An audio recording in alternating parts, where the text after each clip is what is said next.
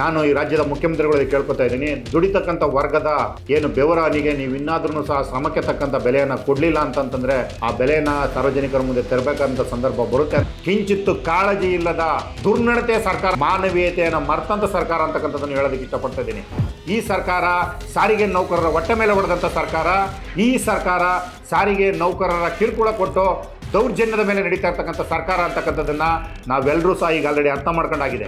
19/2/2026 ದಿನ ಕೊನೆಯಾಗಿರಲಿ ಅಂತಕ್ಕಂಥದ್ದನ್ನು ನಾನು ಮನವಿ ಮಾಡ್ತಾ, ಅವತ್ತೇ ಏನಾದರೂ ಒಂದು ಅಂತಿಮವಾದಂಥ ನಿರ್ಣಯವನ್ನು ತೆಗೆದುಕೊಳ್ಳೋಣ. ಅನಂತ್ ಸುಬ್ರಾವ್ ಅವರ ಆತ್ಮಕ್ಕೆ ಶಾಂತಿ ಸಿಗಬೇಕು ಅಂದರೆ 1/1/2024 ವೇತನ ಒಪ್ಪಂದ ಏನಿದೆ ಅದನ್ನು ಜಾರಿ ಮಾಡಿಸಿದ್ರೆ ಮಾತ್ರ ಅವ್ರ ಆತ್ಮಕ್ಕೆ ಶಾಂತಿ ಸಿಗುತ್ತೆ. ಹೆಚ್ಚಿನ ರೀತಿಯಲ್ಲಿ ಈ ಒಂದು ಸಾರಿಗೆ ಟಿವಿಯನ್ನು ಸತ್ಪ್ರಯೋಗ ಆಗಿ ಸಾರಿಗೆ ಟಿವಿಯನ್ನು ಬೆಳೆಸಿ, ಸಾರಿಗೆ ಟಿವಿ ಬಂದ ಮೇಲೆ ನೌಕರರಿಗೆ ಒಂದು ನೈಜ ವಿಷಯಗಳನ್ನು ತಿಳಿಸುವಂಥ ಪ್ರಯತ್ನವನ್ನು ನಮ್ಮ ಧನಂಜಯ ಅವರು ಮಾಡ್ತಾ ಇದ್ದಾರೆ. ಸಾರಿಗೆ ಟಿವಿ ನೌಕರರಿಗೆ ಸಂಬಂಧಪಟ್ಟಂಥ ವಿಚಾರಗಳನ್ನ, ಹಲವಾರು ವಿಚಾರಗಳನ್ನ ಅವರು ನೌಕರಿಗೆ ತಿಳಿಸುವಂಥ ಕೆಲಸನ ಮಾಡ್ತಾ ಇದ್ದಾರೆ. ಅವರಿಗೆ ಬೆಂಬಲವನ್ನು ನೀಡಿ ಅಂತ ಈ ಮೂಲಕ ಕೇಳ್ಕೊಳ್ತೀನಿ. ಸಮಸ್ತ 4 ನಿಗಮದ ನೌಕರರಲ್ಲಿ ವಿನಂತಿ, ಸಾರಿಗೆ ಟಿವಿಯನ್ನು ಅತಿ ಹೆಚ್ಚು ಚಂದಾದಾರವಾಗಿ ಮತ್ತು ಆರ್ಥಿಕವಾಗಿ ಸಾರಿಗೆ ಟಿವಿ ಬೆಳೆಯಬೇಕಾಗಿರೋದ್ರಿಂದ ದಯಮಾಡಿ ಆರ್ಥಿಕವಾಗಿ ತಾವೆಲ್ಲರೂ ಸಹ ಸಹಾಯ ಮಾಡಬೇಕು ಅಂತಕ್ಕಂಥದ್ದನ್ನು ನಾನು ಮನವಿ ಮಾಡ್ತಾ ಇದ್ದೀನಿ. ಈ ಚಾನಲ್ನಲ್ಲಿ ಸ್ಕ್ಯಾನರ್ ಹಾಕಿರ್ತಾರೆ ಮತ್ತು ಫೋನ್ ನಂಬರ್ ಹಾಕಿರ್ತಾರೆ. ದಯಮಾಡಿ ಈ ಚಾನಲ್ಲು ಸಾರಿಗೆ ನೌಕರರ ಏಳಿಗೆಗೋಸ್ಕರ, ಸದಾಕಾಲ ಸಾರಿಗೆ ನೌಕರರ ಅನ್ಯಾಯಕ್ಕೋಸ್ಕರ ದುಡಿತಾ ಇರ್ತಕ್ಕಂಥ ಮತ್ತು ದಮನಕಾರಿಯಾಗಿರ್ತಕ್ಕಂಥ ಏನು ನಮ್ಮ ಸಾರಿಗೆ ನೌಕರಿಗೆ ಆಗ್ತಾ ಇರ್ತಕ್ಕಂಥ ಕಿರುಕುಳವನ್ನು ತಪ್ಪಿಸೋದಕ್ಕೋಸ್ಕರ ಆಗಿರ್ತಕ್ಕಂಥ ಚಾನಲ್ಲು. ದಯಮಾಡಿ ಸಬ್ಸ್ಕ್ರೈಬರ್ ಆಗಿ, ಚಂದಾದಾರರಾಗಿ, ಆರ್ಥಿಕವಾಗಿ ಸಹಾಯ ಮಾಡಿ ಈ ಚಾನಲನ್ನು ಉಳಿಸಿ ಬೆಳೆಸಬೇಕಾಗಿ ನಾನು ನಿಮ್ಮಲ್ಲಿ ಮನವಿ ಮಾಡ್ತಾಯಿದ್ದೀನಿ. ಸಮಸ್ತ ಸಾರಿಗೆ ಟಿವಿ ವಾಹಿನಿಯ ವೀಕ್ಷಕರಿಗೂ ಮತ್ತು ಸಮಸ್ತ ಸಾರಿಗೆ ಸಿಬ್ಬಂದಿಗಳಿಗೂ ಮೊದಲನೇದಾಗಿ ನಮಸ್ಕಾರ ತಿಳಿಸ್ತಾ, ಏನು 29/1/2026 ಫ್ರೀಡಮ್ ಪಾರ್ಕ್ ಚಲೋ ಅಂತಕ್ಕಂಥ ಕಾರ್ಯಕ್ರಮವನ್ನು ಹಮ್ಮಿಕೊಂಡಿದ್ದೋ 28ನೇ ತಾರೀಕು ಸನ್ಮಾನ್ಯ ಅನಂತ್ ಸುಬ್ರಾವ್ ಅವರು ನಿಧನವನ್ನು ಹೊಂದ್ತಾರೆ.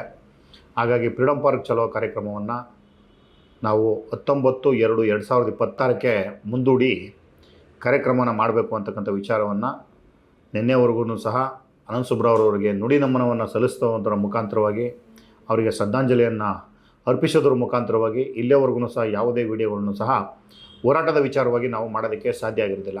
ಹಾಗಾಗಿ ಮೊದಲನೇದಾಗಿ ಅನಂತ್ ಸುಬ್ರಾವ್ ಅವರ ನಿಧನಕ್ಕೆ ಇಡೀ ಸಾರಿಗೆ ಸಂಸ್ಥೆಯ ನೌಕರೆಲ್ಲರೂ ಸಹ ಕಂಬನಿಯನ್ನು ಬಿಡಿದಿದ್ದಾರೆ. ಅವರೆಲ್ಲರಿಗೂ ಸಹ ಧನ್ಯವಾದವನ್ನು ಹೇಳ್ತೀನಿ. ಏಕೆಂದರೆ ಸುಮಾರು 40-50 ವರ್ಷಗಳ ಕಾಲ ಸಾರಿಗೆ ನೌಕರರಿಗಾಗಿ ತಮ್ಮ ಜೀವನವನ್ನು ಮುಡುಪಾಗಿಟ್ಟಂಥ ಒಬ್ಬ ವ್ಯಕ್ತಿಯನ್ನು ಕಳೆದುಕೊಂಡಾಗ ಯಾವ ರೀತಿಯಲ್ಲಿ ದುಃಖತಪ್ತರಾಗಿರ್ತಾರೆ ಅಂತಕ್ಕಂಥದ್ದನ್ನು ಇಡೀ ಸಾರಿಗೆ ಸಂಸ್ಥೆ ನೋಡಿದೆ. ಹಾಗಾಗಿ ಅನಂತ್ ಸುಬ್ರಾವ್ ಅವರ ಆತ್ಮಕ್ಕೆ ಶಾಂತಿ ಸಿಗಲಿ ಮತ್ತು ಅನಂತ್ ಸುಬ್ರಾವ್ ಅವರ ಧ್ಯೇಯಗಳನ್ನ ಏನಿದೆ ಕನಸುಗಳನ್ನ ಸಾಕಾರ ಮಾಡೋದತ್ತ ನಾವೆಲ್ಲರೂ ಸಹ ಹೆಜ್ಜೆ ಇಕ್ಕೋಣ ಅಂತಕ್ಕಂಥ ವಿಚಾರವನ್ನು ಹೇಳ್ತಾ, 19/2/2026 ಏನು ಕಾರ್ಯಕ್ರಮ ಏನಿದೆ, ಅನಂತ್ ಸುಬ್ರಾವ್ ಅವರ ಒಂದು ಕನಸೇನಾಗಿತ್ತು, 1/1/24 ವೇತನ ಒಪ್ಪಂದ ವಿಚಾರವನ್ನು ಜಾರಿ ಮಾಡದಲ್ಲೇ ಇರತಕ್ಕಂಥ ಈ ಬಂಡ ಸರ್ಕಾರದ ವಿರುದ್ಧ 29ನೇ ತಾರೀಕು ಸಹಸ್ರ ಸಂಖ್ಯೆಯಲ್ಲಿ ಫ್ರೀಡಮ್ ಪಾರ್ಕ್ ಕಡೆ ಬರ್ತಾಯಿದ್ರು. ಎಲ್ಲ ಒಂದು ಕಡೆ ವಿಧಿ ಅವರನ್ನು ಇಷ್ಟು ಬೇಗ ಕರ್ತ್ಕೊಳ್ತು ಅಂತಕ್ಕಂಥದ್ದನ್ನು ನಾವೆಲ್ಲರೂ ಸಹ ಭಾಳ ದುಃಖತಪ್ತರಾಗಿದ್ದೋ. ವಿಧಿ ನಮ್ಮ ಜೊತೆ ಆಟ ಆಡ್ತಾ ಇದೆಯೋ ಇಲ್ಲ ಹಣೆ ಬರಗಳೇ ಸರಿ ಇಲ್ವೋ ಅಂತಕ್ಕಂಥ ವಿಚಾರಗಳನ್ನ ಹಲವಾರು ಬಾರಿಗಳಲ್ಲಿ ಯೋಚನೆ ಮಾಡಿದ್ದೀವಿ. ಹಾಗಾಗಿ ಒಂದು ಕಡೆ ಅನಂತ್ ಸುಬ್ರಾವ್ ಅವರದ್ದು ಏನು ಹಾಕೊಟ್ಟಂಥ ಆದಿ ವೇತನ ಪರಿಷ್ಕರಣೆ ಅಂತಕ್ಕಂಥ ವಿಚಾರದಲ್ಲಿ ಎಲ್ಲಿಯೂ ಸಹ ರಾಜ್ಯ ಆಗದಲ್ಲೇ ಕಳೆದ 4 ವರ್ಷಗಳಿಂದನೂ ಸಹ ವೇತನ ಪರಿಷ್ಕರಣೆ 4 ವರ್ಷಕ್ಕೊಂದ್ಸಲ ನಡ್ಕೊಂಬಂದಿರ್ತಕ್ಕಂಥ ವೇತನ ಪರಿಷ್ಕರಣೆಯನ್ನು ನಾನು ಎಲ್ಲಿಯೂ ಸಹ ರಾಜ್ಯ ಆಗಲ್ಲ ಅಂತಕ್ಕಂಥ ವಿಚಾರವನ್ನು ಸಾರಿಗೆ ಸಚಿವರಿಗೆ ಮತ್ತು ಸನ್ಮಾನ್ಯ ಮುಖ್ಯಮಂತ್ರಿಗಳಿಗೆ ಸಾರಾಸಗಟಾಗಿ ವಿಧಾನಸೌಧದಲ್ಲಿ ಸಹ ಉತ್ತರ ಕೊಡೋದ್ರ ಮುಖಾಂತರವಾಗಿ ಎದ್ದು ಬಂದಿದ್ದರು. ಹಾಗಾಗಿ ನಾನು ಈ ರಾಜ್ಯದ ಮುಖ್ಯಮಂತ್ರಿಗಳಿಗೆ ಕೇಳ್ಕೊತಾ ಇದ್ದೀನಿ, ದುಡಿತಕ್ಕಂಥ ವರ್ಗದ ಏನು ಬೆವರ ಹನಿಗೆ ನೀವು ಇನ್ನಾದ್ರೂ ಸಹ ಶ್ರಮಕ್ಕೆ ತಕ್ಕಂಥ ಬೆಲೆಯನ್ನು ಕೊಡಲಿಲ್ಲ ಅಂತಂತಂದರೆ ಆ ಬೆಲೆನ ಸಾರ್ವಜನಿಕರ ಮುಂದೆ ತೆರಬೇಕಂತ ಸಂದರ್ಭ ಬರುತ್ತೆ ಅಂತಕ್ಕಂಥದ್ದನ್ನು ಮುಖ್ಯಮಂತ್ರಿಗಳಿಗೆ ನಾನು ನೇರವಾಗಿ ಹೇಳೋದಕ್ಕೆ ಇಷ್ಟಪಡ್ತಾ ಇದ್ದೀನಿ. ಯಾಕೆಂದರೆ ದುಡಿತಕ್ಕಂಥ ವರ್ಗ, ನೀವು ಸರ್ಕಾರ ಬಂದು 2.5 ವರ್ಷಗಳಾಗಿದೆ. 2.5 ವರ್ಷಗಳಾದ್ರೂ ಸಹ ಸಾರಿಗೆ ನೌಕರರಿಗೆ ವೇತನ ಕೊಡತಕ್ಕಂಥ ವಿಚಾರದಲ್ಲಿ ತಾರತಮ್ಯವನ್ನು ಮಾಡಿಕೊಂಡು ಯಾವುದೋ ಒಂದು ಇಲ್ಲ ಸಲ್ಲದ ಸಬೂಬನ್ನು ಹೇಳ್ಕೊಂಡು ಇಲ್ಲಿವರೆಗೂ ಸಹ ಕಾಲಹರಣ ಮಾಡ್ಕೊಂಬಂದ್ರಲ್ಲ ಮಾನ್ಯ ಮುಖ್ಯಮಂತ್ರಿಗಳೇ, ಇದು ನಿಮಗೆ ಸರಿ ಅನ್ನಿಸ್ತಾ ಇದೆಯಾ ಅಂತಕ್ಕಂಥದ್ದನ್ನು ನಾನು ನೇರವಾಗಿ ಹೇಳೋದಕ್ಕೆ ಇಷ್ಟಪಡ್ತಿದ್ದೀನಿ. ಸನ್ಮಾನ್ಯ ಸಾರಿಗೆ ಸಚಿವರಲ್ಲೂ ಮನವಿ ಮಾಡ್ತಾಯಿದ್ದೀನಿ. ಅನಂತ್ ಸುಬ್ರಾವ್ ಅವರ ಸಾವಿಗೆ ಏನು ಈ ಸರ್ಕಾರ ಒಂದು ಸಂತಾಪ ಸೂಚಿಸ್ತಕ್ಕಂಥ ಕೆಲಸವನ್ನು ಮಾಡಿದೆ, ಅವರ ಸಾವಿಗೆ ಒಂದು ನ್ಯಾಯವನ್ನು ಒದಗಿಸ್ಬೇಕು ಅಂತಕ್ಕಂಥದ್ದು ಏನಾದ್ರು ಇತ್ತು ಅಂತಂತಂದರೆ 1/1/24 ವೇತನ ಒಪ್ಪಂದ ಏನಿದೆ ಅದನ್ನು ಜಾರಿ ಮಾಡಬೇಕಾಗಿದೆ. ಜಾರಿ ಮಾಡದಲೇ ಇದ್ದರೆ ಅವರ ಸಾವಿಗೂ ಸಹ ನೀವು ಸಂತಾಪ ಸೂಚಿಸೋದು ಸಹ ವೇಸ್ಟ್ ಆಗುತ್ತೆ ಅಂತಕ್ಕಂಥದ್ದನ್ನು ನಾನು ನೇರವಾಗಿ ಹೇಳೋದಕ್ಕೆ ಹೇಳ್ತೀನಿ ಮುಖ್ಯಮಂತ್ರಿಗಳೇ ಮತ್ತು ಸಾರಿಗೆ ಮಂತ್ರಿಗಳೇ. ಒಂದು ಕಡೆ ಸಾರಿಗೆಗೆ ಬರಬೇಕಾದಂಥ ಸೌಲಭ್ಯಗಳನ್ನು ಸಹ ಸರ್ಕಾರವೇ ತನ್ನ ಖಜಾನೆಯಲ್ಲಿ ಇಟ್ಟುಕೊಂಡು ಒಂದು 24ರಿಂದ ವೇತನ ಒಪ್ಪಂದ ಏನು ಮಾಡಬೇಕಾಗಿದೆ ಅದನ್ನು ಇಲ್ಲ ಸಲ್ಲದ ಸಬೂಬನ್ನು ಹೇಳ್ಕೊಂಡು ಕಾಲಹರಣವನ್ನು ಇಲ್ಲಿವರೆಗೂ ಸಹ ಮಾಡ್ಕೋತಾ ಬಂದಿದ್ದೀರಾ.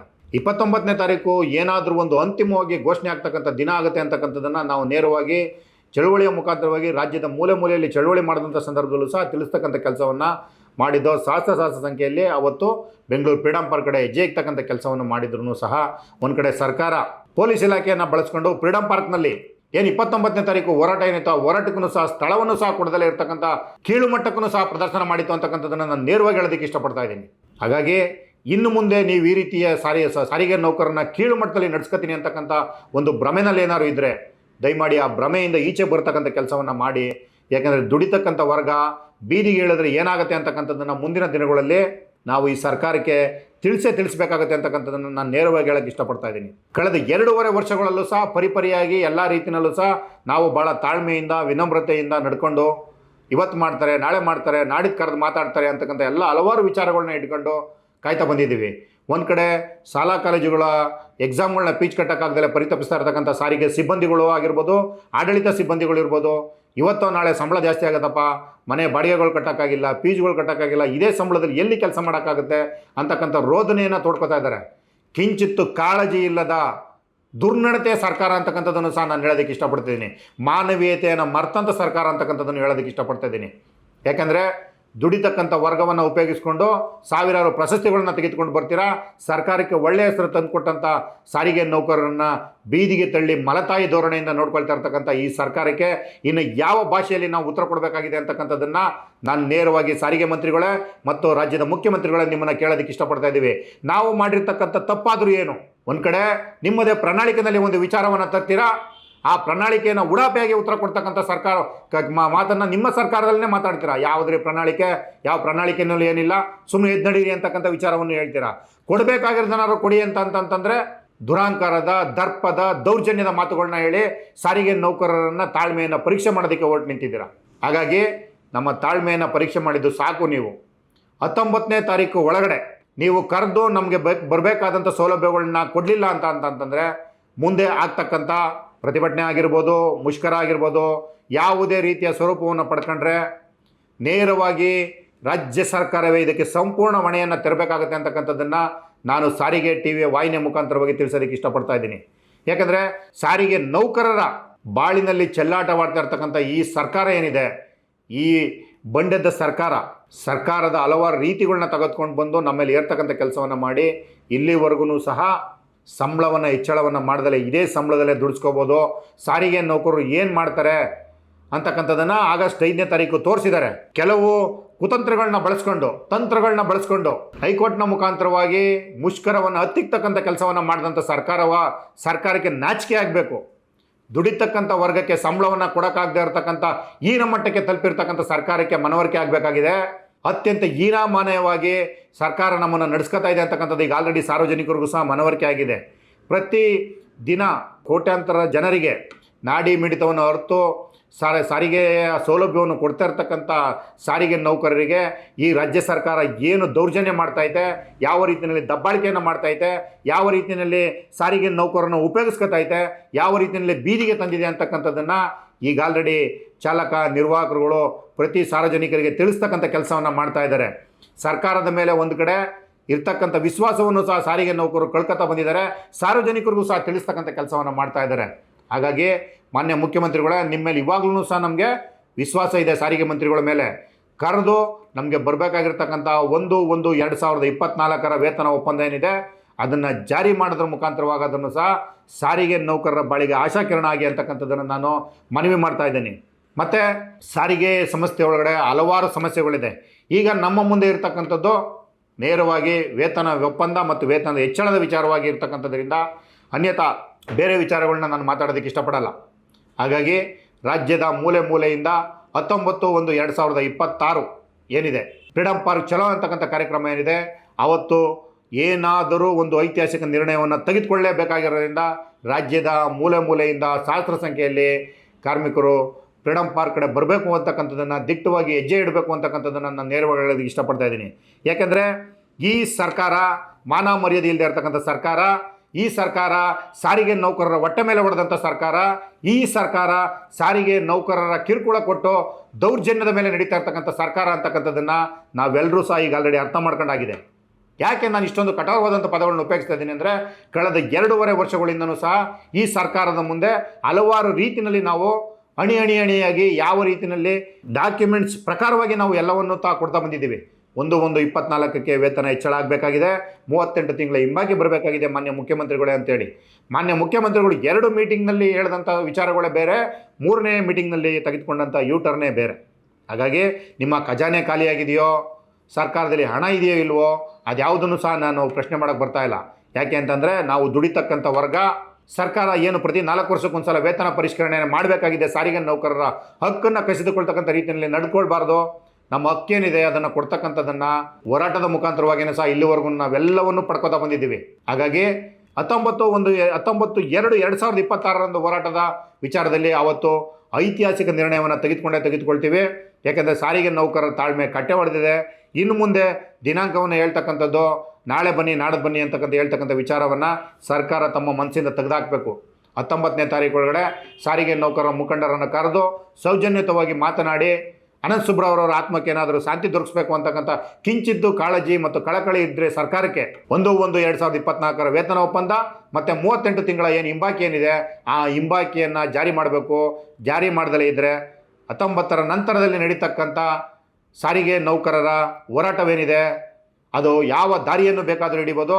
ಆ ದಾರಿಗೆ ನೇರವಾಗಿ ಸರ್ಕಾರವೇ ಹೊಣೆ ಆಗಿರುತ್ತೆ ಅಂತಕ್ಕಂಥದ್ದನ್ನು ನಾನು ನೇರವಾಗಿ ಹೇಳೋದಕ್ಕೆ ಇಷ್ಟಪಡ್ತಾ ಇದ್ದೀನಿ. ಅಧಿಕಾರಿ ವರ್ಗನೂ ಸಹ ನಾನು ಮನವಿ ಮಾಡ್ತಾ ಇದ್ದೀನಿ, ದಯಮಾಡಿ ತಾವೂ ಸಹ ಪೆನ್ ಡೌನ್ ಮಾಡೋದ್ರ ಮುಖಾಂತರವಾಗಿ ನಮ್ಮ ಏನಿದೆ ವೇತನ ಹೆಚ್ಚಳದ ವಿಚಾರದಲ್ಲಿ ನೀವೆಲ್ಲರೂ ಸಹ ಕೈ ಜೋಡಿಸಬೇಕಾಗಿದೆ. ಯಾಕಂದರೆ ಅಧಿಕಾರಿ ವರ್ಗ ಬೇರೆ, ಕಾರ್ಮಿಕ ವರ್ಗ ಬೇರೆ ಅಂತಕ್ಕಂಥದ್ದನ್ನು ದಯಮಾಡಿ ತಾವು ಮನಸ್ಸಿಂದ ತೆಗೆದಾಕಿ. ಇದರಲ್ಲಿ ಅತಿ ಹೆಚ್ಚು ಸಂಬಳ ತೆಗೆದುಕೊಳ್ತಕ್ಕಂಥವ್ರು ನೀವುಗಳೇ. ನಾವು 4 ಅಂಕೆ 5 ಅಂಕಿನಲ್ಲಿ ಸಂಬಳವನ್ನು ತೆಗೆದುಕೊಂಡ್ರೆ ನೀವು 8ರಿಂದ 10 ಅಂಕೆ ಸಂಖ್ಯೆಯಲ್ಲಿ ಸಂಬಳವನ್ನು ತೆಗೆದುಕೋತೀರಾ. ಆದರೆ ಸಂಬಳ ಅಂತಕ್ಕಂಥ ವಿಚಾರ ಬಂದಾಗ ಗುಬ್ಬೆ ಮೇಲೆ ಬ್ರಹ್ಮಾಸ್ತ್ರ ಅಂತೇಳಿ ಸಣ್ಣ ಪುಟ್ಟ ನೌಕರರ ಮೇಲೆ ಗದಪ್ರಾರ ಮಾಡಿ ನೀವು ಸೇಪರ್ ಚಾಯ್ಸಲ್ಲಿ ಆಟ ಆಡ್ತಕ್ಕಂಥದ್ದು ಇಲ್ಲಿವರೆಗೂ ಮಾಡಿರ್ತಕ್ಕಂಥದ್ದು ಸಾಕು. ರಾಜ್ಯ ಸರ್ಕಾರಿ ನೌಕರರು ಯಾವ ರೀತಿಯಲ್ಲಿ ತಹಸೀಲ್ದಾರ್ ಗ್ರೇಡ್ ಇರ್ಬೋದು, DC ಗ್ರೇಡ್ ಇರ್ಬೋದು, AC ಗ್ರೇಡ್ ಇರ್ಬೋದು, ಎಲ್ಲರೂ ಸಹ ಜವಾನ್ನಿಂದ ದಿವಾನ್ವರೆಗೂ ಸಹ ಸಂಬಳ ಹೆಚ್ಚಳ ಮಾಡ್ಕೋಬೇಕು ಅಂತಂದರೆ ಅವತ್ತಿನ ಮಟ್ಟಿಗೆ ರಾಜ್ಯ ಸರ್ಕಾರದ ವಿರುದ್ಧ ಯಾವ ರೀತಿ ಸೆಟೆದು ನಿಲ್ತಾರೆ ಆ ಮಾನವೀಯತೆ ಮತ್ತು ಮನುಷ್ಯತ್ವವನ್ನು ಮೈಗೂಡಿಸ್ಕೊಳ್ಳಿ. ಕೆಳವರ್ಗದ ನೌಕರರ ಮೇಲೆ ದಬ್ಬಾಳಿಕೆ ದೌರ್ಜನ್ಯವನ್ನು ಮಾಡಿ ನೀವು ಸಂಬಳವನ್ನು ತೆಗೆದುಕೊಂಡು ಜೀವನ ಮಾಡಿದ್ದು ಸಾಕು. ಇಲ್ಲಿಂದ ಮುಂದಕ್ಕಾದ್ರೂ ಸಹ ನೌಕರರೆಲ್ಲರೂ ಸಹ ನಾವು ಸಂಬಳ ತೆಗೆದುಕೊಳ್ತಕ್ಕಂಥ ವಿಚಾರದಲ್ಲಿ ಕೆಲವೊಂದು ವಿಚಾರಧಾರೆಗಳಲ್ಲಿ ನಾವೆಲ್ಲರೂ ಸಹ ಒಂದು ಎಂತಕ್ಕಂಥದ್ದನ್ನು ಸರ್ಕಾರಕ್ಕೆ ತಿಳಿಸ್ತಕ್ಕಂಥ ಸಂದರ್ಭ ಬಂದಿದೆ. ನಾವೇನು ಹೋರಾಟಗಾರರೇನು ಅಧಿಕಾರಿ ವರ್ಗವನ್ನು ಬಿಟ್ಟು ನಮಗೆ ಮಾತ್ರ ಸಂಬಳ ಜಾಸ್ತಿ ಮಾಡಿ ಅಂತಕ್ಕಂಥದ್ದೇನು ಕೊಟ್ಟಿಲ್ಲ. ಹಾಗಾಗಿ ಡಿಪೋ ಮ್ಯಾನೇಜರ್ ಇರ್ಬೋದು, DC ಇರ್ಬೋದು, ಮತ್ತು CPM, CTM, ಯಾವ ಸಣ್ಣ ಪುಟ್ಟ ಯಾವ್ಯಾವ ಲೆವೆಲ್ ಆಫೀಸರ್ಗಳಿದ್ದಾರ ಎಲ್ಲರೂ ಸಹ ಈ ಸಂಬಳದೊಳಗಡೆ ಜೀವನ ಮಾಡ್ತಾ ಇರ್ತಕ್ಕಂಥದ್ದು. ನಮಗೇನಾದ್ರೂ ಬೇರೆ ಅನ್ಯತವಾಗಿ ಬೇರೆ ದುಡ್ಡುಗಳೇನಾದ್ರು ಬರ್ತಾ ಇದೆಯಾ, ಇಲ್ಲ ಸರ್ಕಾರದ ಖಜಾನೆಯಿಂದ ಪ್ರಿಂಟ್ ಮಾಡಿ ಕೊಡ್ತಾವ್ರ? ಇಲ್ಲ. ಆದರೂ ಸಹ ನೀವು ಹೋರಾಟಕ್ಕೆ ಬರೋದಕ್ಕೆ ಮೀನಾಮೇಷ ಎಣಿಸ್ತೀರಾ. ಸೆಕ್ಯೂರಿಟಿ ವರ್ಗವನ್ನು ಮುಂದಿಟ್ಟು ದಮನಕಾರಿ ನೀತಿಯನ್ನು ಅಳವಡಿಸ್ಕೊಂಡಿರ್ತಕ್ಕಂಥದ್ದು ಸಾಕು. ಸೆಕ್ಯೂರಿಟಿ ಆಫೀಸರ್ಗಳನ್ನು ಮನವಿ ಮಾಡ್ತಾ ಇದ್ದೀನಿ, ನೀವು ಸಹ ಇದೇ ಸಂಬಳದಲ್ಲಿ ಜೀವನವನ್ನು ಮಾಡ್ತಾ ಇದ್ದೀರಾ. ಸಾಕು ಮಾಡಿ. ನಾವು ಕೇಳ್ತಾ ಇರ್ತಕ್ಕಂಥದ್ದು ಯಾವುದೋ ವಿಧಾನಸೌಧದ ಆಸ್ತಿ ಬರ್ಕೊಡಿ ಅಂತನೋ, ಇಲ್ಲ ಸಿದ್ದರಾಮಯ್ಯನವರು ಸಂಪಾದನೆ ಮಾಡಿರ್ತಕ್ಕಂಥ ಆಸ್ತಿನಲ್ಲಿ ಪಾಲು ಕೊಡಿ ಅಂತನೋ, ಇಲ್ಲ ರಾಮಲಿಂಗ ರೆಡ್ಡಿ ಅವರು ಮಾಡಿರ್ತಕ್ಕಂಥ ಆಸ್ತಿನಲ್ಲಿ ಪಾಲು ಕೊಡಿ ಅಂತ ಕೇಳ್ತಾ ಇಲ್ಲ. ಸರ್ಕಾರದಿಂದ ಬರಬೇಕಾಗದಂಥ ನಮ್ಮ ಬಾಬ್ತು 4 ವರ್ಷದ ಪರಿಶ್ರಮ, ಆ ಪರಿಶ್ರಮದ ದುಡ್ಡು, ನಮ್ಮ ಶ್ರಮಕ್ಕೆ ತಕ್ಕಂಥ ಸಂಬಳವನ್ನು ನಾವು ಕೇಳ್ತಾ ಇದ್ದೀವಿ ಹೊರತು ಅವ್ರು ಸಂಪಾದನೆ ಮಾಡಿರ್ತಕ್ಕಂಥ ಆಸ್ತಿನಲ್ಲಿ ಕೇಳ್ತಾ ಇಲ್ಲ. ಆ ಸಂಪಾದನೆನ ಆಸ್ತಿಗಳು ಕೇಳೋದಕ್ಕೆ ನಮ್ಗೆ ಯಾವುದೂ ಹಕ್ಕಿಲ್ಲ. ನಾವು ಸರ್ಕಾರದಿಂದ ಬರಬೇಕಾದಂಥ ಖಜಾನೆಯಿಂದ ಕೊಡಬೇಕಾದಂಥ ಕೇಳ್ತಾ ಇದ್ದೀವಿ. ಹಾಗಾಗಿ ಅಧಿಕಾರಿ ವರ್ಗವನ್ನು ಸಹ ನಾನು ಕೇಳ್ಕೊತಾ ಇದ್ದೀನಿ, ನೀವು ಸಹ ಕಾರ್ಮಿಕ ವರ್ಗದ ಜೊತೆ ಕೈ ಜೋಡಿಸ್ತಕ್ಕಂಥದ್ದನ್ನು ಕೆಲಸವನ್ನು ಮಾಡಬೇಕಾಗಿ ನಾನು ನಿಮ್ಮಲ್ಲಿ ಮನವಿ ಮಾಡ್ತಾ ಇದ್ದೀನಿ. ಎಲ್ಲಿವರೆಗೂ ಅತ್ಯಂತ ಕಡಿಮೆ ಸಂಬಳದಲ್ಲಿ ಕೆಲಸವನ್ನು ಮಾಡ್ಕೊಂಡು ಹೋಗೋದಕ್ಕೆ ಸಾಧ್ಯ ಇದೆ ಅಂತಕ್ಕಂಥದ್ದನ್ನು ನಾನು ಅಧಿಕಾರಿ ವರ್ಗವನ್ನು ಪ್ರಶ್ನೆ ಮಾಡ್ತಾ ಇದ್ದೀನಿ. ಒಬ್ಬೊಬ್ಬರಿಗೆ ಒಂದೊಂದು ನೀತಿ ನಿಯಮಗಳನ್ನ ಅಳವಡಿಸ್ಕೊಂಡು ಸಾರಿಗೆ ನೌಕರರು ಅಂತಂದರೆ ಮಲತಾಯಿ ಧೋರಣೆಯಿಂದ ಒಂಥರ ನಮ್ಮನ್ನು ಈ ರೋಡಲ್ಲಿ ಓಡಾಡ್ತಕ್ಕಂಥ ಹಸುಗಳ ರೀತಿಯಲ್ಲಿ ಉಪಯೋಗಿಸ್ಕೊಂಡು ಕೆಲಸವನ್ನು ಮಾಡಿಸ್ಕೋತಾ ಇದ್ದಾರೆ. ಯಾರು ಹೇಳೋರಿಲ್ಲ ಕೇಳೋರಿಲ್ಲ ಅಂತಕ್ಕಂಥ ಲೆಕ್ಕಾಚಾರದಲ್ಲಿ ಸರ್ಕಾರಗಳು ಒಂದು ಕಡೆ ನಮ್ಮನ್ನು ಬೇಕಾಬಿಟ್ಟಿಯಾಗಿ ಬಳಸ್ಕೊಂಡು ನಮ್ಮಿಂದ ಉದ್ಯೋಗವನ್ನು ಮಾತ್ರ ಮಾಡಿಸ್ಕೋಬೇಕು, ಪ್ರತಿಫಲವನ್ನು ಮಾತ್ರ ಆಕ್ಷೇಪ ಮಾಡಬೇಡಿ. ಸರ್ಕಾರಕ್ಕೆ ಒಳ್ಳೆ ಹೆಸರು ಬೇಕು. ಸಾರಿಗೆ ನೌಕರರು ಹೆಗಲ ಮೇಲಾರು ಹೊಡೀರಿ, ಹೊಟ್ಟೆ ಮೇಲಾರು ಸರಿ ಹೊಡೆದು ನಾವು ಮಾಡಬೇಕು. ಸುಮಾರು 15,000 ನೌಕರರು ಸಹ ಇವತ್ತು ಕಮ್ಮಿ ಇದ್ರೂ ಸಹ ಸರ್ಕಾರಕ್ಕೆ ಒಳ್ಳೆಯ ಹೆಸರು ಬರೋ ರೀತಿಯಲ್ಲಿ ಕೆಲಸವನ್ನು ಮಾಡ್ಕೋತಾ ಬಂದಿದ್ದಾರೆ. ಯಾವುದಕ್ಕೂ ಸಹ ಸರ್ಕಾರ ಕಿವುಡೆ ಕಾಸಿನ ಕಮ್ಮತ್ತು ಕೊಟ್ಟಿಲ್ಲ, ನಯಾ ಪೈಸದ ಬಿಡುಗಡೆಯನ್ನು ಮಾಡಲಿಲ್ಲ. ಸಾರಿಗೆ ನೌಕರರು ಇವತ್ತು ಕೊಡ್ತಾರೆ, ನಾಳೆ ಕೊಡ್ತಾರೆ, ನಾಡಿದ್ದು ಕೊಡ್ತಾರೆ ಅಂತಕ್ಕಂಥ ವಿಚಾರದಲ್ಲಿ ಕೇಳಿ ಸಾಕಾಗ್ತಿದ್ದಾರೆ. ಹಾಗಾಗಿ ನಾನು ಸಮಸ್ತ ಸಾರಿಗೆ ನೌಕರರಲ್ಲಿ ಮನವಿ ಮಾಡ್ತಾ ಇದ್ದೀನಿ, ದಯಮಾಡಿ 19/2/2021 ಗುರುವಾರ ಏನು ಫ್ರೀಡಮ್ ಪಾರ್ಕ್ ಚಲೋ ಅಂತಕ್ಕಂಥ ಕಾರ್ಯಕ್ರಮವನ್ನು ಹಮ್ಮಿಕೊಂಡಿದ್ದೀವಿ. ಅಷ್ಟರೊಳಗಡೆ ಸರ್ಕಾರ ಮತ್ತು ಆಡಳಿತ ಮಂಡಳಿ ನಮ್ಮನ್ನೇನಾದ್ರು ಕರೆದು ಇತ್ಯರ್ಥಪಡಿಸ್ತಕ್ಕಂಥ ಕೆಲಸವನ್ನು ಮಾಡಲಿಲ್ಲ ಅಂತಂದರೆ ನಾವು ಹೋರಾಟದ ಹಾದಿ ಬಿಟ್ಟು ಬೇರೆ ದಾರಿ ನಮ್ಮ ಮುಂದೆ ಇಲ್ಲ ಅಂತಕ್ಕಂಥದ್ದನ್ನು ನೇರವಾಗಿ ಹೇಳೋದಕ್ಕೆ ಇಷ್ಟಪಡ್ತಾ ಇದ್ದೀನಿ. ಅವತ್ತಿನ ದಿನವೇ ನಾವೆಲ್ಲರೂ ಸೇರಿ ಒಂದು ನಿರ್ಣಯವನ್ನು ತೆಗೆದುಕೊಳ್ಳೋಣ. ದಯಮಾಡಿ 19/2/2026 ಫ್ರೀಡಮ್ ಪಾರ್ಕ್ಗೆ ಹೆಚ್ಚಿನ ಸಂಖ್ಯೆಯಲ್ಲಿ ಬನ್ನಿ. ಅನಂತ್ ಸುಬ್ರಾವ್ರವರ ಆತ್ಮಕ್ಕೂ ಸಹ ನಾವು ಏನು ಈ ಹೋರಾಟದ ಮುಖಾಂತರವಾಗಿ ಅವರು ಎಲ್ಲರೂ ಸಹ ಅನಂತ್ ಸುಬ್ರಾವ್ರವರು ಸಹ ಎಲ್ಲ ಸಾರಿಗೆ ನೌಕರರ ಮನಸ್ಸಲ್ಲಿದ್ದಾರೆ ಅಂತಕ್ಕಂಥದ್ದನ್ನು ಸರ್ಕಾರಕ್ಕೆ ತೋರಿಸ್ತಕ್ಕಂಥ ಕೆಲಸವನ್ನು ಮಾಡೋಣ. ಅವ್ರ ಆತ್ಮಕ್ಕೆ ಶಾಂತಿ ಸಿಗಬೇಕು ಅಂದರೆ 1/1/2024 ವೇತನ ಒಪ್ಪಂದ ಏನಿದೆ ಅದನ್ನು ಜಾರಿ ಮಾಡಿಸಿದ್ರೆ ಮಾತ್ರ ಅವ್ರ ಆತ್ಮಕ್ಕೆ ಶಾಂತಿ ಸಿಗುತ್ತೆ. ಯಾಕೆಂದರೆ ಅವರು ಹಲವಾರು ಬಾರಿ ಸರ್ಕಾರಕ್ಕೂ ಸಹ ಮನವಿ ಮಾಡಿದ್ದಾರೆ, ನೀವು ನಾನು ಬದುಕಿದ್ದಂಥ ಸಂದರ್ಭದಲ್ಲಿ ಇದನ್ನು ಯಾವುದೇ ಕಾರಣಕ್ಕೂ ಮಾಡೋಕ್ಕೆ ಬಿಡಲ್ಲ ಅಂತಕ್ಕಂಥ ವಿಚಾರವನ್ನು ಹೇಳಿದರು. ಆದರೆ ವಿಧಿ ಅವರು ಬದುಕಿದ್ದಾಗ 1/1/2024 ವೇತನ ಒಪ್ಪಂದವನ್ನು ನೋಡಲಿಕ್ಕೂ ಸಹ ವಿಧಿನೂ ಸಹ ಬಿಡಲಿಲ್ಲ. ಹಾಗಾಗಿ ಸಾರಿಗೆ ನೌಕರರಲ್ಲಿ ಮನವಿ ಮಾಡ್ತಾ ಇದ್ದೀನಿ, 19ರ ಹೋರಾಟವನ್ನೇ ದೊಡ್ಡ ಮಟ್ಟಕ್ಕೆ ತೆಗೆದುಕೊಂಡು ಹೋಗೋಣ. ಅವತ್ತೇ ಏನಾದರೂ ಒಂದು ಅಂತಿಮವಾದಂಥ ನಿರ್ಣಯವನ್ನು ತೆಗೆದುಕೊಳ್ಳೋಣ. ಸಾರಿಗೆ ನೌಕರರ ಸಂಕಷ್ಟದ ದಿನವನ್ನು ಕೊನೆಗಾಣಿಸ್ತಕ್ಕಂಥ 19/2/2026 ದಿನ ಕೊನೆಯಾಗಿರಲಿ ಅಂತಕ್ಕಂಥದ್ದನ್ನು ನಾನು ಮನವಿ ಮಾಡ್ತಾ, ಫ್ರೀಡಮ್ ಪಾರ್ಕ್ ಚಲೋ ಅಂತಕ್ಕಂಥ ಕಾರ್ಯಕ್ರಮಕ್ಕೆ ಅತಿ ಹೆಚ್ಚಿನ ಸಂಖ್ಯೆಯಲ್ಲಿ ಕರ್ನಾಟಕದ ಮೂಲೆ ಮೂಲೆಯಿಂದಲೂ ಸಹ ವಾರದ ರಜೆ ಇರತಕ್ಕಂಥವ್ರು ಮತ್ತು ಏನು ದೀರ್ಘಾವಧಿ ರಜೆ ಇರ್ತಕ್ಕಂಥವ್ರು ಎಲ್ಲರೂ ಸಹ ಹೆಜ್ಜೆ ಇಕ್ಕಿ, ಅದರಲ್ಲೂ ಸಹ BMTC ನೌಕರರು ಸುಮಾರು 28ರಿಂದ 30,000 ನೌಕರರು ಬೆಂಗಳೂರು ಮಹಾನಗರದಲ್ಲಿ ಕೆಲಸ ಮಾಡ್ತಾಯಿದ್ದೀರಾ. ಕನಿಷ್ಠ ಒಂದೊಂದು ಡಿಪೋಯಿಂದ ಅವತ್ತು ಒಂದು 150ರಿಂದ 200 ಜನ ಬರ್ತಕ್ಕಂಥ ಕೆಲಸವನ್ನು ಮಾಡಿದ್ರು ಸಹ ಹೋರಾಟಕ್ಕೆ ಒಂದು ಶಕ್ತಿ ಹೆಚ್ಚುತ್ತೆ ಅಂತಕ್ಕಂಥ ವಿಚಾರವನ್ನು ಹೇಳ್ತಾ, 19/2/2026 ಬೆಂಗಳೂರು ಫ್ರೀಡಮ್ ಪಾರ್ಕ್ನಲ್ಲಿ ನಾವೆಲ್ಲರೂ ಸಹ ಸೇರೋಣ ಅಂತಕ್ಕಂಥ ವಿಷಯವನ್ನು ಹೇಳ್ತಾ, ಈ ಸರ್ಕಾರಕ್ಕೆ ಅವತ್ತೇ ನೇರವಾಗಿ ಎಚ್ಚರಿಕೆ ಕೊಡ್ತಕ್ಕಂಥ ಕೆಲಸವನ್ನು ಮಾಡೋಣ. ದಯಮಾಡಿ ಹೆಚ್ಚಿನ ಸಂಖ್ಯೆಯಲ್ಲಿ ಬನ್ನಿ, ಕಾರ್ಯಕ್ರಮವನ್ನು ಯಶಸ್ವಿ ಮಾಡಿ, ನಮಗೆ ಬರಬೇಕಂತ ಏನು ಸೌಲಭ್ಯಗಳಿದೆ ಪಡೆದೇ ತೀರೋಣ ಅಂತಕ್ಕಂಥ ವಿಚಾರವನ್ನು ಹೇಳ್ತಾ ನನ್ನ ಮಾತನ್ನು ಮುಗಿಸ್ತಾ ಇದ್ದೀನಿ. ಸಾರಿಗೆ ಟಿವಿಯನ್ನು ಎಲ್ಲರೂ ಸಹ ಸಬ್ಸ್ಕ್ರೈಬ್ ಮಾಡಿ, ಮತ್ತು ಸಾರಿಗೆ ಟಿವಿಯ ಆರ್ಥಿಕತೆಗಾಗಿ ತಾವು ತನು ಮನ ಧನ ಎಲ್ಲವನ್ನು ಸಹಾಯ ಮಾಡಬೇಕು ಅಂತಕ್ಕಂಥದ್ದನ್ನು ನಾನು ಮನವಿ ಮಾಡ್ತಾ ಇದ್ದೀನಿ. ಯಾಕಂದರೆ ಪ್ರತಿ ಕ್ಷಣ ಪ್ರತಿ ನಿಮಿಷ ಸಾರಿಗೆ ನಡೀತಕ್ಕಂಥ ಎಲ್ಲ ವಿಚಾರಗಳನ್ನು ನಿಮಗೆ ತಿಳಿಸ್ತಕ್ಕಂಥ ಕೆಲಸವನ್ನು ಸನ್ಮಾನ್ಯ ಧನಂಜಯ ಅವರು ನಿಮಗೆ ಮಾಡ್ತಾ ಇದ್ದಾರೆ. ಹಾಗಾಗಿ ಅವರಿಗೆ ಎಲ್ಲ ರೀತಿಯಲ್ಲೂ ಸಹಾಯವನ್ನು ಮಾಡಬೇಕು ಅಂತಕ್ಕಂಥದ್ದನ್ನು ಸಾರಿಗೆ ಟಿವಿಯ ಉಳಿವಿಗಾಗಿ ನೀವೆಲ್ಲರೂ ಮಾಡಬೇಕು ಅಂತಕ್ಕಂಥದ್ದನ್ನು ನಾನು ಮನವಿ ಮಾಡ್ತಾ ಇದ್ದೀನಿ.